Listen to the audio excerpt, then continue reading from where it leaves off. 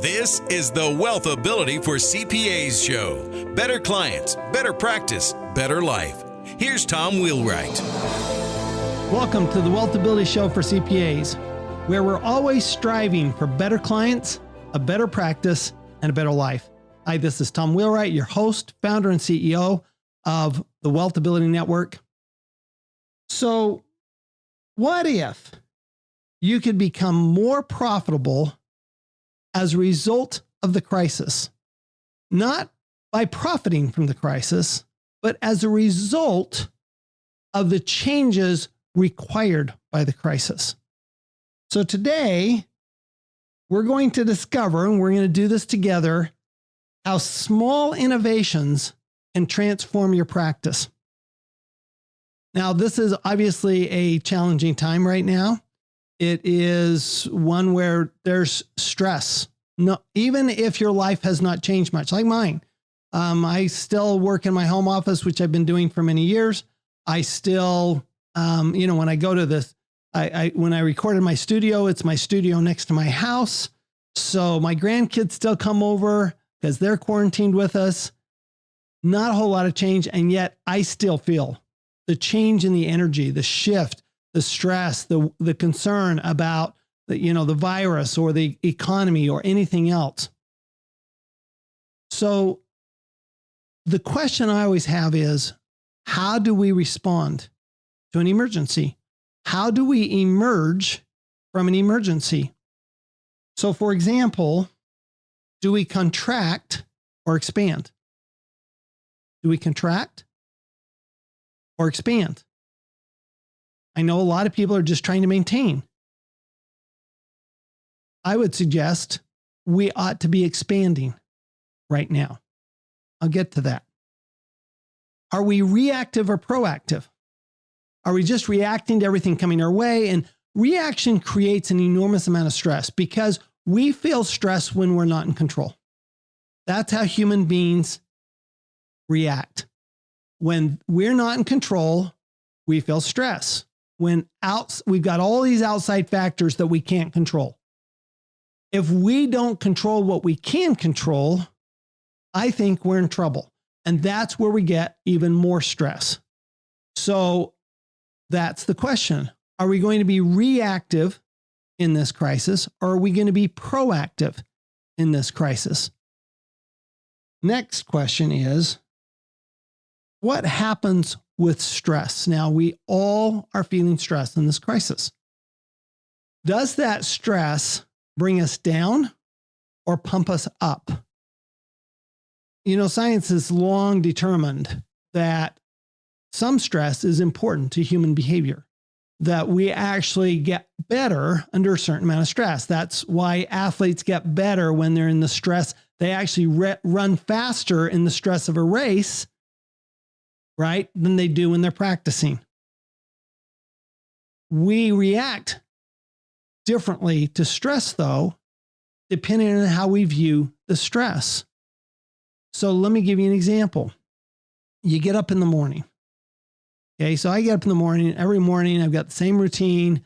Get up, go in, feed the dog, start the coffee, sit down with my wife, do some reading, have coffee together, and prepare for the day. That's a routine we do every day. Then you start thinking about the day.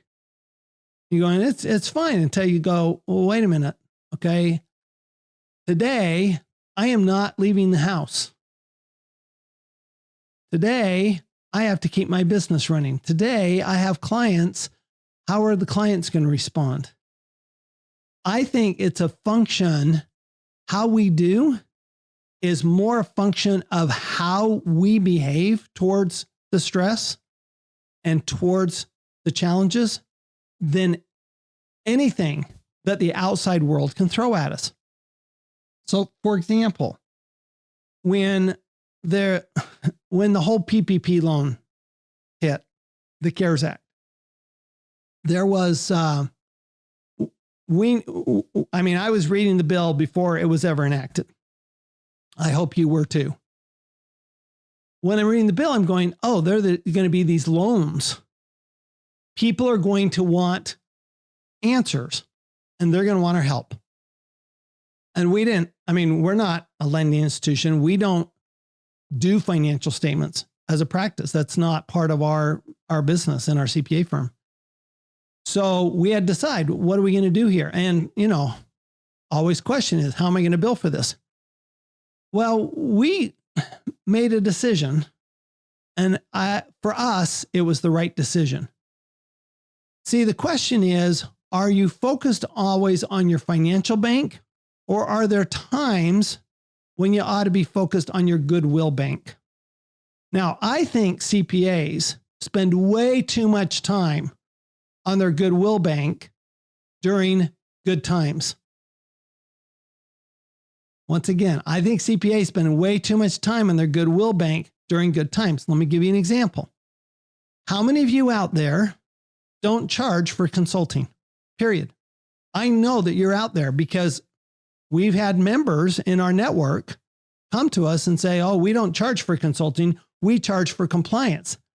I just laugh. I'm going, doesn't that seem backwards? What do you think the clients value the most, the consulting or the tax returns? See, I think we ought to charge for the consulting and give away the tax returns. I think, though, that during good times, we should not have to spend a whole lot of time on the goodwill bank. Yes, we need to spend time really on customer service. That customer service we can charge for in good times. There are times, though, when we absolutely ought to be focusing on our goodwill bank. And a crisis is the best opportunity to focus on a goodwill bank. So we made the decision early on that we would not charge any of our clients, and we told them that. Before the bill was enacted, we said, look, this PPP program is coming out.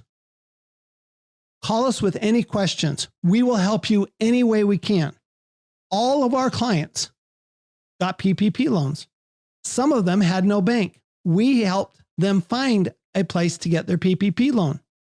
We ran through the calculations for the amount of the loan.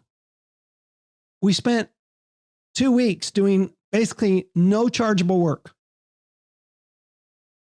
I believe that was important. I believe it's important because I think it was the right thing to do for our clients, not because it was the right marketing move or the right thing to do for our business, but because I felt like now's the time in a crisis when we should be generous. The challenge I have right now, frankly, with the world is there's a lot of people out there that are very selfish. And and that selfishness comes from focus inward versus focus outward. And depression comes from a focus inward. Depress means to focus inward. Okay? You pressing down, you're depressing it, right? You're putting your thumbs on it and pressing it down. That's depression, right? Oppression is pressing on somebody else. Okay? But success comes from expansion of how we think and how can we serve others. Buckminster Fuller, a great genius of the 20th century, is quoted as saying that the more people we serve, the more effective we become. The more people we serve, the more effective we become. Which brings me to the point of innovation. Innovation is about serving more people. So when we're doing our goodwill gestures now, we decided not to just do goodwill gestures towards our clients. Okay. I spent those 2 weeks doing nothing but videos and YouTube Live, Facebook Live, podcasts, interviews to help people understand what the CARES Act meant to them. Now, is that good marketing? Absolutely. But remember, marketing is all about education. Marketing is all about serving people. To me, that's what it's about. You can push or you can pull. You can say, look, I'm going to focus on my mission. My mission is to help people build tax-free wealth. That's my mission in life. Build tax-free wealth. So I had an opportunity here to help my mission. I didn't care whether I made any money. I decided very early on, I remember very clearly, this is going to be a stressful time. I know it is. Our sales at Wealthability dropped 80% the first week. 80%, because people were just holding on to cash. It had nothing to do with us. People were still calling. We still were busy, but people were holding on to their cash. Okay. They started by hoarding toilet paper. Then they started hoarding cash. So right away, I'm thinking, okay, what do I do here? How can I make sure that, because at 20% of sales, we weren't going to last very long, frankly. So I'm going, you know what? I'm not going to worry about it. I'm not going to worry about the money. I'm going to worry about the mission. I'm going to focus on what we want to accomplish and serving as many people as I possibly can. And I did that just because, frankly, because it was too stressful to think about the rest. I'm going to be perfectly honest with you. It wasn't out of some great feeling of, I'm just this most generous person in the world, because I'm not. I don't think any of us really are as generous as we may think we are. I just wanted to go, you know what? This is an opportunity to serve. And we need to take the opportunities that come to us. So adapting quickly to a change, really hard for our profession. We do not adapt well. We don't. Now, a lot of you really had challenges with just the working from home bit. Okay. Now we'd already set that up. So that was really easy for us. We've been remote with our clients for 15 years. So that part was, we were fortunate. We were ahead of the curve on that. So I know that's hard, but you still have to think, okay, what do I have to do differently here? Right? I mean, when you lose 80% of your sales in 1 week, you go, wait a minute, we're not going to be in business long at 20% of sales. We can't keep everybody employed. We can't do it. So immediately we're looking at, what do we do? Well, I thought that the best thing I could do, frankly, was to just serve people, not charge anybody. I have had fewer chargeable hours in the last month or 6 weeks than I have in a monthly period in my entire life, my entire professional career. So that was, and I'm giving this as an example, not as to what you should do. I just want to explain what happened as a result. We started looking at our entire marketing, and we're pretty decent marketers. Okay. I mean, for CPAs, we're great marketers, but we're pretty decent marketers anyway. We completely revised our look at marketing. We only let one person go. It was our marketing director. So I didn't think he was doing his job. Okay. And I took over as marketing director. Now you go, well, that's not getting you into the B quadrant, Tom. If you look at Robert Kiyosaki's cash flow quadrant, a lot of you follow Robert. That's right. That puts me back in the S quadrant. There are times when we have to adapt. And this is one of those times. I needed to step in. I need to say, okay, let's look at this not as a bad thing. Let's look at this as an opportunity. Let's look at this crisis as a way to force us to innovate. Let's look at that forced innovation as a good thing. It's an emergency. Let's emerge from it a completely different company. So let's take my CPA firm, which is separate from our marketing company. So my CPA firm, we were very quick to tell people, while we're an essential service and you're allowed to come into the office, we do not expect you to come into the office. And we made sure everybody was set up to work from home immediately. And some of them will work from home for quite some time. I know I will. My wife and I are at risk here for this virus. So we'll be working from home for quite some time. Now we normally work from home, so that's not that big of a change for us. Okay. But we have employees who they're not comfortable going to the office. They don't need to go in the office. So one of the innovations we did is we set up all of our communication, not with the idea that it would be remote for a short period of time, but with the idea of how do we set this up for a long period of time? How do we completely change the way we interact with our employees and still maintain that connection? Because it's that connection that brings the employees back, right? It's not the work. It's not the job. My partner and I, we asked our employees the other day, they're dying to go back to work. They're dying to get back in the office. Saying, why? Why is it that you want to get together? And here's what we came up with. And this was a joint thing, and it didn't come from me. It came from the rest of the rest of the employees. We operate as a team. We don't operate as individuals. Okay. We decided a couple of years ago that bonuses would be based on team effort, not individual effort. Now, that's simply because I wanted this to be a team. Okay. So if we're a team, the thing about being a team is it's so much more fun to work on a team than it is to work alone.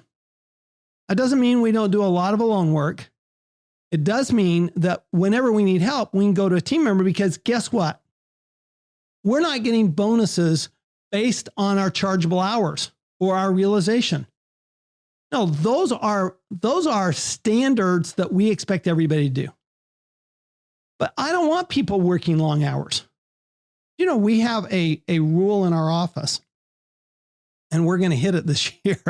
We've been really actually much more productive in tax returns than we've ever been before. And we have a rule that if as soon after October 1st, as we're done with all the tax returns, people can take the rest of the time off between that date and October 15th. So last year we ended a few days early. This year, I think we may hit October 1st and be done, and people get 2-week vacation. Why? Because I want to incentivize this working together as a team. Now, everybody has to be done. Okay. So you don't get one person done and say, I'm going to take up. If there's any work to be done, everybody is working because it's a team, but that's who we are. So we started this a while ago, but now with the crisis, we had to figure out, how do we maintain that team? So how do we maintain that communication? How do we maintain our work level? And so we're on the phone with each other, or we're on video conference with each other on a very regular basis. And I know a lot of you are too. And I'm suggesting that maybe this ought to continue. We have a member in California, and he told me, he says, he was looking at a 5,000 square foot lease. He says he wants to drop down to a 1,500 square foot lease. He says people like working from home.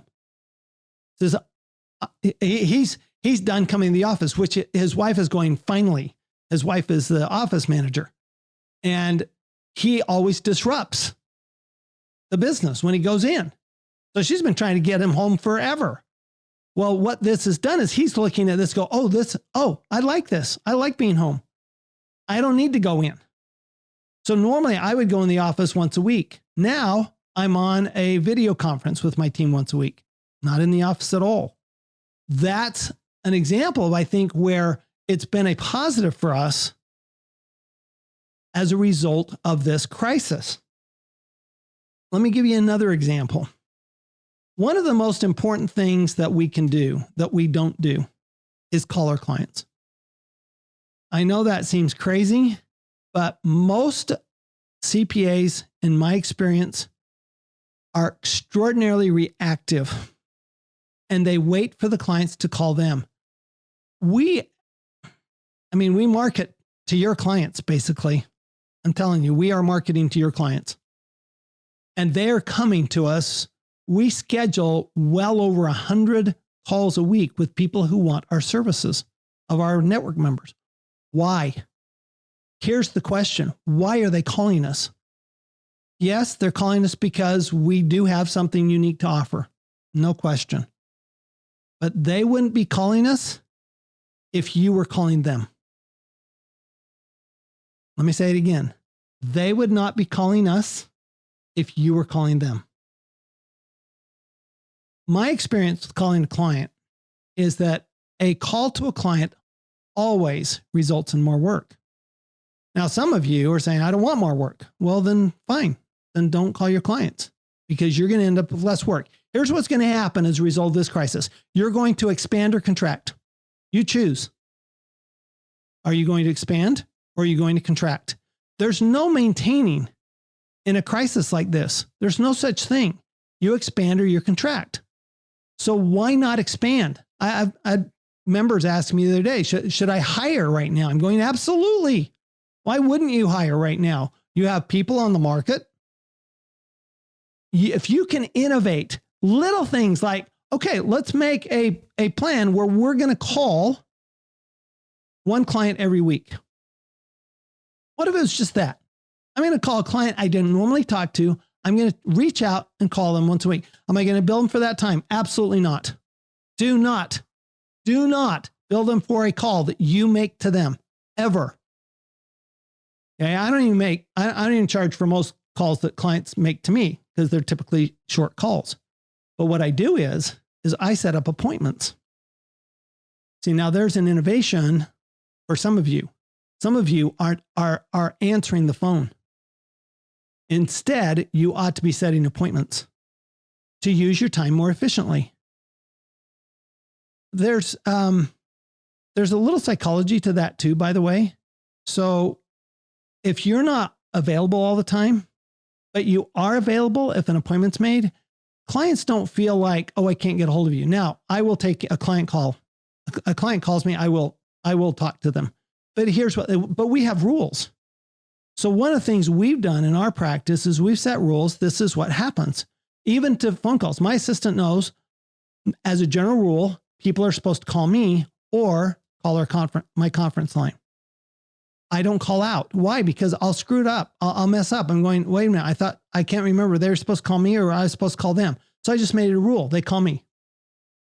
Okay. Now, once in a while, they want me to call them. Well, so my assistant will put in big, bold letters in the calendar, call him or call her at this number, right? Or it's a video conferencing meeting, right? So one of the things we have to do, and one of the great opportunities for innovation, is to completely change our systems. We ought to be looking at how can we operate more efficiently. See, here's one of the great things about this crisis. It's a great thing about the crisis. Everybody's used to being online. Everybody's used to doing video conferencing. So your clients don't have to come in. Do you know that we have actually timed it out? When we have a client come into the office, and most of our clients don't because they're not local. But when we have a client come into the office, it takes twice as long to do the same amount of work as if we're doing it on the phone or video conference. Twice as long.